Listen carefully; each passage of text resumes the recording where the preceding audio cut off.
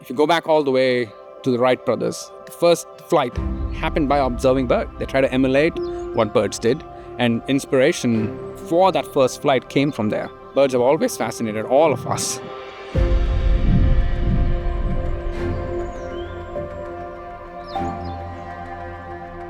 The origins of this project was really started out with me observing the bird fly at one of my first football games in fall of 2017.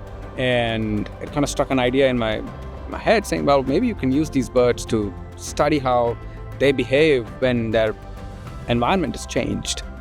That really got us down the path where we started trying to figure out a way to change the aerodynamic environment through which these birds fly. And we got funding, and that's what kickstarted this project. So it was really an internally funded thing that really kickstarted this. On a bad weather day, most airplanes are grounded, right? Because of turbulent motion of air, where there are gusts in the environment that kind of inhibit airplanes to fly stably and safely, right? However, you see birds are doing all right. They are flying around, they still keep their stability and maintain stability in flight throughout.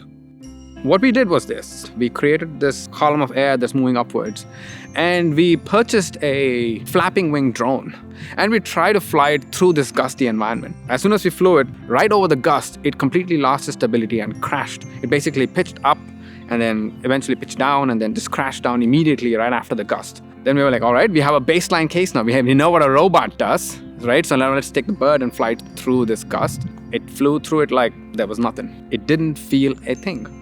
Whereas the robotic bird completely lost control.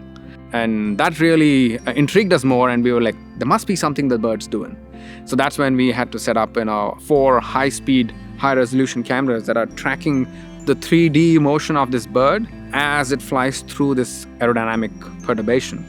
And we were able to track all the slight changes and motions of the wing that the bird is executing to mitigate the effect of this adverse aerodynamic perturbation. How are the birds sensing this gust, right? If they are, and they are executing maneuvers even before they encounter the gust, right? So there's a neuromuscular interaction that's also quite important to understand. That'll eventually be useful in designing more intelligent and robust air vehicles. Looking at how easily the bird is able to overcome these gusts, it's just amazing. You definitely have a newfound respect because, yes, of course, they're able to fly, but once you start realizing that they're able to fly in such harsh conditions, you start realizing that, well, we are not able to do things like that, right? Human-made machines, airplanes and drones and aerial vehicles that are human-made cannot do what these animals can do right now, these flight animals can do. So clearly, yes, there's a lot for us to learn from that. So that's a lot of respect we have gained just by studying these birds over the last few years.